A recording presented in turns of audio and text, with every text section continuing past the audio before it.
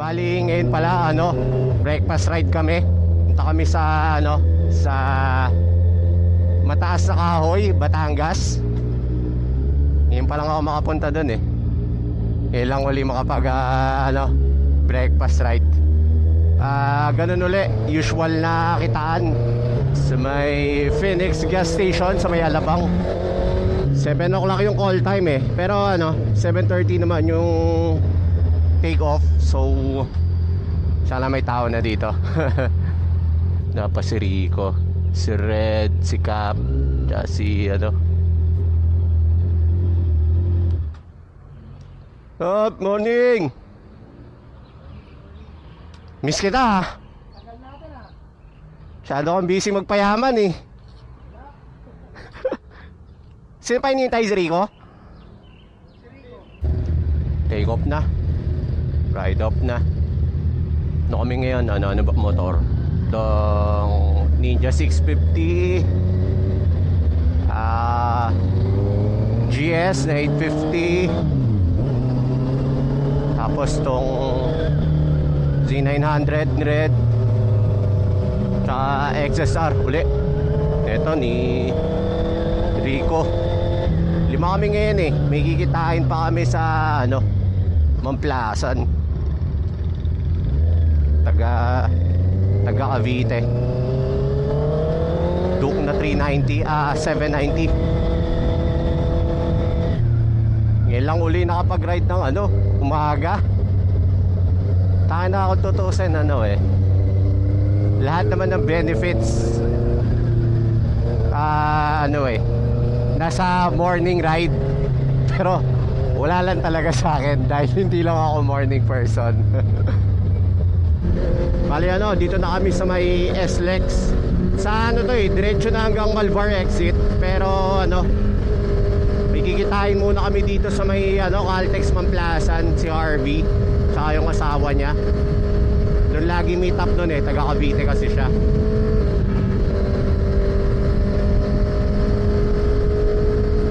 Supercar Sunday tayo na, sarap.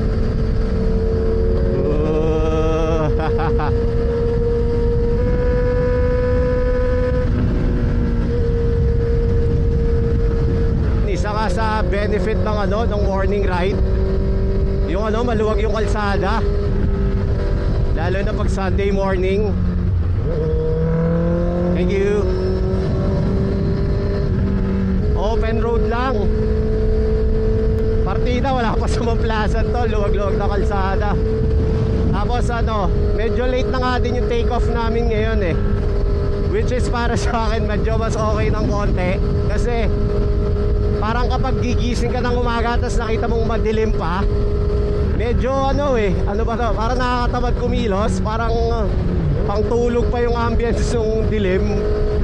Eh kanina parang paggising ko medyo maaraw na eh. So ayun, parang di na nakakatamad kumilos. Ganda ng panahon, buti nakisama. Yung kita yung bundok, tapos wala masyadong ulap. Sarap sa pakiramdam eh. Ito yung isa sa mga pakiramdam na hindi mo mai-describe sa mga taong hindi nagmomotor or hindi pa nakapagmotor sa ganito. Kaya parang yung iba pag nagtatanong, parang sinasabi na anong napapala mo dyan, ang init-init, mga ganon. Pero iba eh. Pero ayun nga, hindi maintindihan ng mga hindi nagmomotor. Ito na rin kami sa may Caltex Mamplasan. Dito yung universal na meet up ng mga nagbe-breakfast ride. Kaya parang pag gusto mong mag-bike spotting, dito lang eh. Motorata ni Kong yun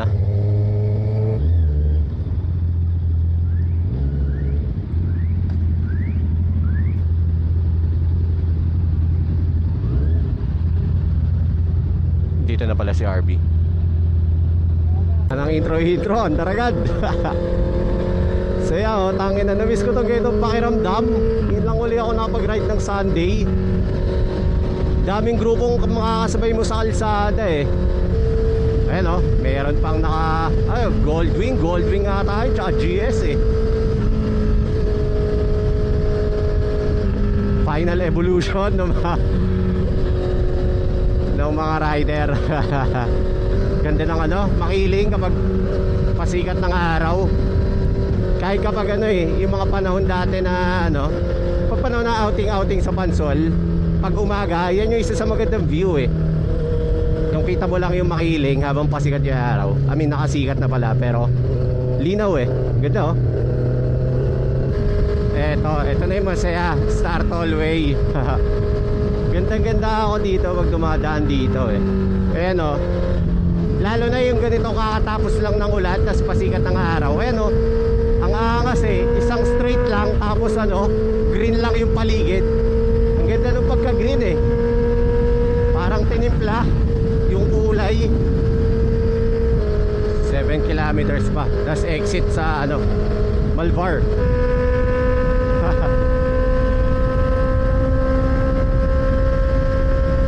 Basta mo kayong kalsada hello.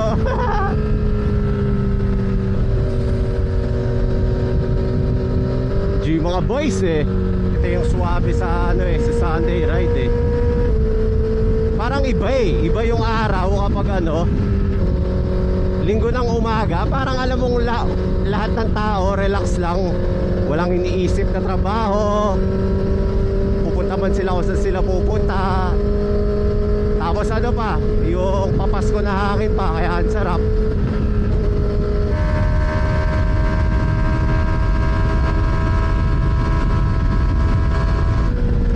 Malbar na pala, napasarap.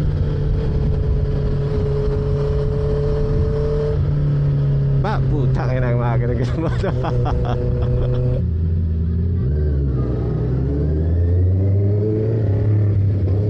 Pag-exit ng Malvar, kanan dito. Tapos tuloy-tuloy na lang ata ito Mali yun, paglabas ng Malvar, kanan, tapos diretso. Ganda rin ang kalsada dito Kulit na kalsada dito, takina, isa't kalahati lang. Isa't kalahating lane ng putya. Parang pag-exit nyo na magandang 4 lanes na asfaltado sabay half lane lang. Daming blind na corners. Sobrang sikip ng kalsada. Tapos sobrang daming blind na corners, so alanganin. I mean, parang walang room for error kasi walang shoulder kaya dapat alalay talaga.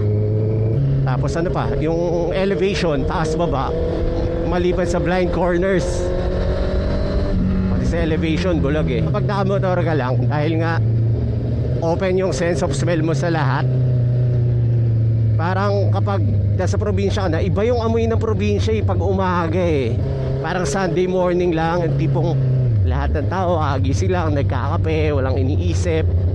Yung iba nagsisiga ng mga tuyong dahon sa paligid. Ang sarap ng amoy parang kung isipin mo, kanina lang nasa city lang ako, tangina. Tapos ngayon, ilang minuto lang saglit, nasa probinsya ka na.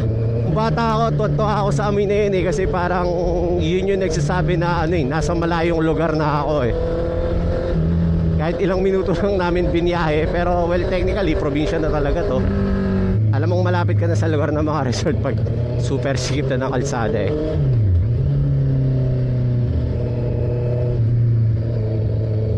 Putang ina, boat club Talagang nagsasabing mayaman ka na hindi mo sinasabing mayaman ka. Yate. Ganda na itong bridge na to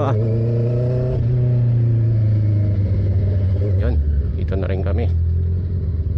Kulit na red dahil mababa lang yung height niya, tapos malaki yung motor niya, kaya tuwing may papasokin siya na kakaibang kalsada, dapat mga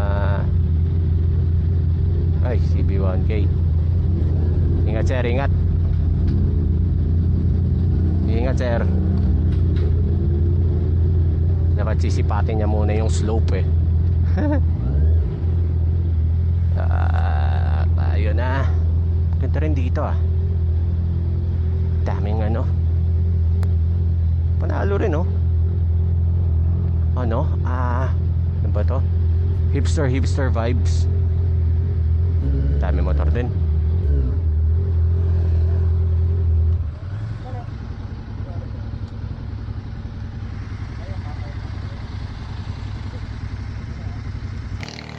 tao. Pero maganda. Ang nagilid ng dagat. Mas buti hindi maaraw, hindi maputik pag maulan.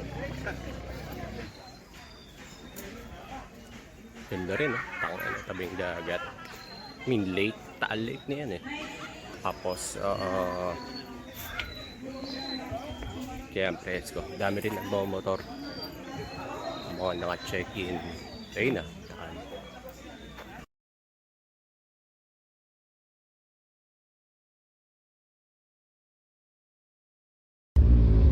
Uwi na rin kami. Solve.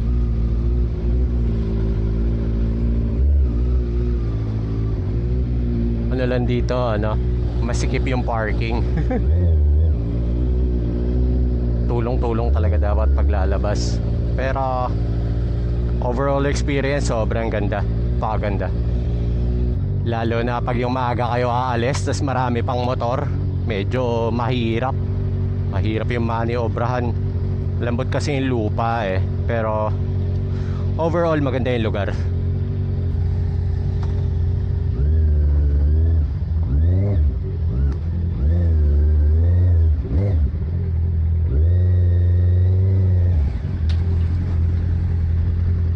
Kaya pala yung tinawag na Kapusod.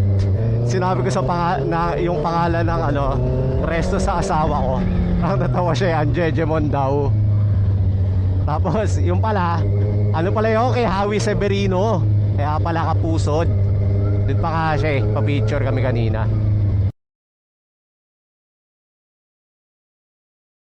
So okay, kumbaga reasonable. No judgment made. Dito na uli kami sa Malbar exit. Malapit lang eh. Parang from Malbar exit itself, ilang minutes lang yung biyahe. As in mabilis na tuloy-tuloy. Tapos straight lang. Hindi nakaka-stress yung biyahe. Hindi ka dadaan ng bayan-bayan, mga ganon. Meron isa pero hindi pero hindi ganon ka nakaka-stress.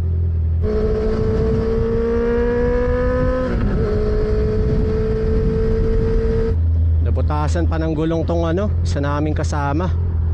Pero buti hindi bumitaw.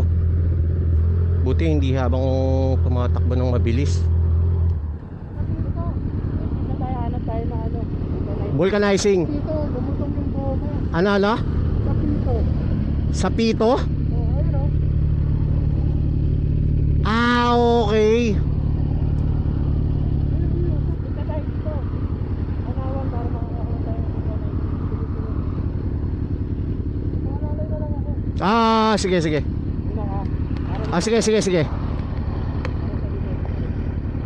Yung pito, sa pito siya nadali. Malutong na. Exit muna kami dito sa Tanawan. Hanap ng vulcanizing.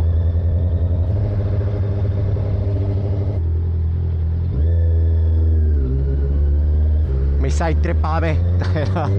Vulcanizing. Pero at least pito lang.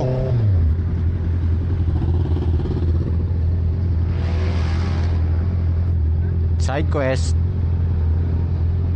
Meron daw dito eh. Hapin natin. Sana malapit lang. Side quest pa sa Tanawan. Usually pag vulcanizing siya panin eh. May gulong sa harap. Nakalagay na vulcanizing. Ito. Lapit lang rin pala.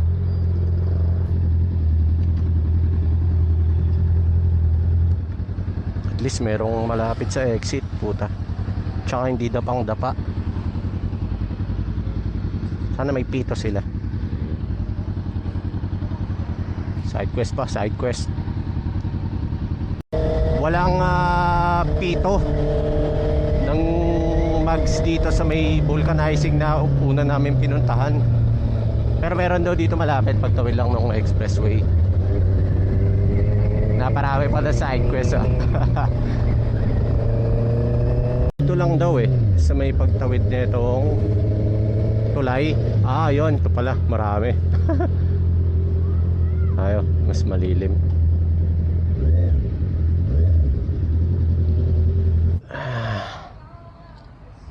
Ito, mukhang nagkakabit ng ano to, gulong. So, ang meron to. Bali, ano, okay na. Napagawa na rin yung ano, gulong ni Red. Kaya uwian na. Natapos din yung side quest. Pucha. Nadali yung pito niya eh. Parang bumigay yung gasket. So, pero okay na ngayon. All goods.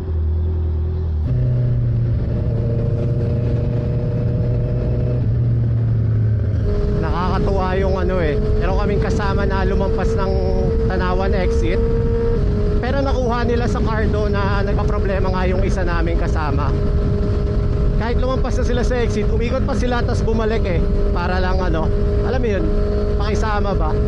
Kahit pare-parehas na kami na may pamilyang nag-aantay sa bahay, kailangan na makauwi ng maaga kasi alam mo yun, family time. Pero bumalik pa rin eh. Nakaka-touch lang, parang alam mong walang iwanan talaga. So ano, dito ko na rin tatapusin tong video.